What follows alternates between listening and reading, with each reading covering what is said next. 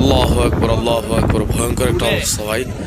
আমার জীবনের প্রথম এরকম একটা অবস্থার মধ্যে পড়ছি। আল্লাহু আকবার, পুরা বিপদ, একেবারে চতুর্দিক অন্ধকার। আমি আমি একেবারেই অবস্থা খারাপ। আমার জীবনে গাড়ি কেনার ফার্স্ট আমার এই অভিজ্ঞতা হয়েছে। আসসালামু আলাইকুম রহমতুল্লাহি ওয়া বারাকাতুহু। বন্ধুরা, আশা করি সকলে ভালো আছেন।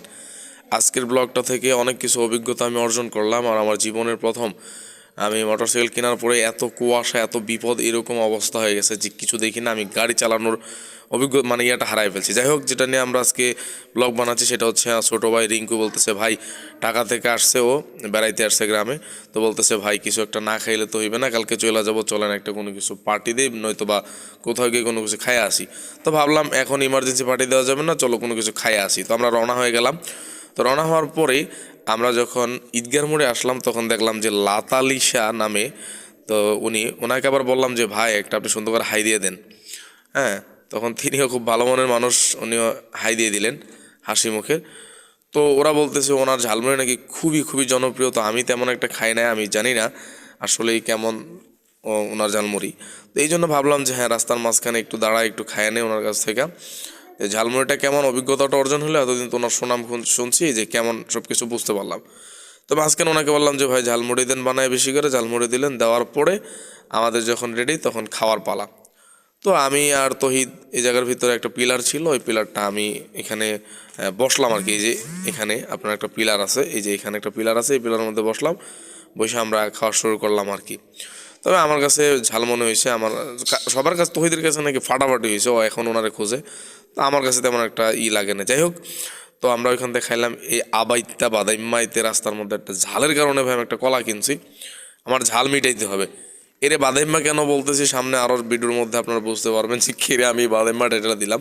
তাহলে মাফ করুক, আসলে এটা কোনো খারাপ কোনো শব্দ না। যাই হোক, তো কলা খাওয়ার জন্য ভাই দেই না, তারপরে জোর করে আমার থেকে একটু কলা আমি তোরে এটা দিম, সবটা কলা দিম না। রেডি হইতেছি, আমরা রওনা হয়ে যাব। তো চাবিটা বের করলাম পকেট থেকে।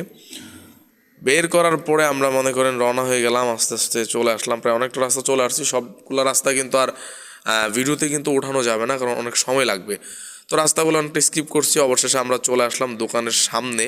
দোকানের সামনে এসে যে গাড়িটা রাখলাম, এই যে দেখেন সামনে আমরা হচ্ছে এখানে দেখেন আয়োজন করতেছে, অনেক কিছু বানায়, খুবই ভালো লাগে আসলে। এবার এখানে খানাগুলি আপনারা আসতে পারেন, এখানে নাম্বার দেওয়া আছে, ফোন দিয়ে যোগাযোগ করে আসলে রাতে আসলে খোলা পাবেন, জিজ্ঞাসা করে নেবেন। তো এই যে এখানে দেখেন কাজ করতেছে ওনারা, আর এদিকে কাজ করতেছে। এই যে এখানে পুরি, সিঙ্গারা, রুটি, তন্দুর রুটি, তারপরে হচ্ছে আপনার গ্রিল, সবই পাওয়া যায় এখানে, চলে আসবেন। লোকেশনটা আমি বলতেছি না, সমস্যা নেই, আমি বলে দেবো। এখানে উনি রেডি করতেছে, রেডি দেখেন চমৎকারভাবে রেডি করতেছে। লোকেশনটা এখানে লেখা আছে, এটা হচ্ছে শামুগ্রাম বাজার। বেশি দূরে আমরা যাই না, যেহেতু সময় কম আমাদের কাছে। এটা হচ্ছে শামুগ্রাম বাজারে আর কি এই দোকানটা। খুবই ভালো, খুবই সুন্দর পরিবেশ। এখানে দেখেন আমি বসা, আর এই যে বাদাইম্মা কেন বলছি সানোর অবস্থাটা, এখন তো বুঝতে পারছেন যে ওরে কেন এই টাইটেলটা দিছি। যাই হোক, আমার বন্ধু খুবই ভালো, কিন্তু দুষ্টামি করলেও খুবই ভালো। যাই হোক, ও একটু পোসপাস নিয়ে বকবক করছে, যা মন চায় মুখ দিয়ে আসছে। অবশেষে আমাদের খাবার চলে আসছে অপেক্ষার পরে।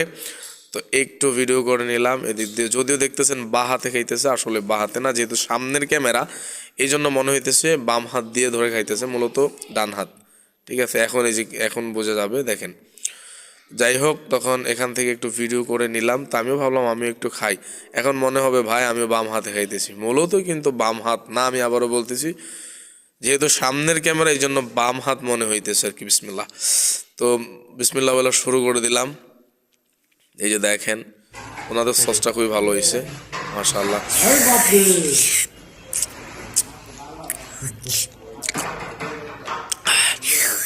অসাধারণ ভাই। যাই হোক, খুবই ভালো লাগছে। অনেকক্ষণ এখানে খাওয়া দাওয়া করলাম, বসে রইলাম, রেস্ট নিলাম।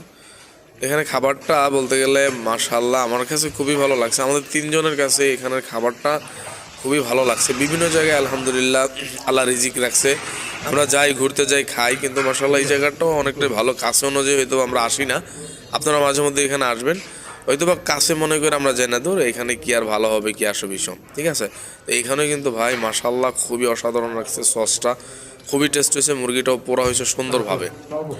তো আমরা খাওয়া দাওয়া করার পরে শেষ করে একটা লেবু নিয়ে নিলাম, একটু বিট লবণ নিয়ে নিলাম। ভাই দুঃখের বিষয়, আমি ভাবছি এটা হয়তো বিট লবণ, পরে দেখি ভাই ম্যাগি মশলা এটার ভিতরে ভরে রাখছে, এটা তো খাওয়া যাবে না।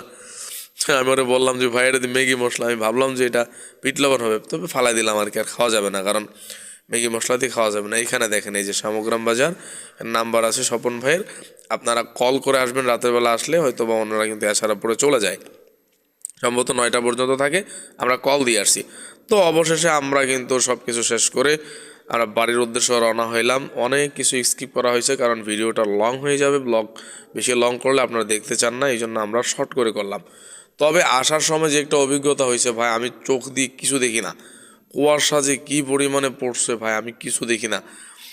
অনেক সময় ব্রেক করে করে চালাইতে হয়েছে, যেহেতু মোবাইলটা আইফোন ছিল, এই জন্য হয়তো বা ভিডিওতে আপনারা ওই পরিমাণে কুয়াশা দেখেন নাই। আমার যদি ওই নর্মাল ফোনটা হইতো তাহলে কিন্তু ভিডিওতে কুয়াশাটা আপনারা দেখতে পারতেন। ভাই ভয়ঙ্কর একটা অবস্থা, আমি প্রায় সময় ব্রেক ধরতে হয়েছে।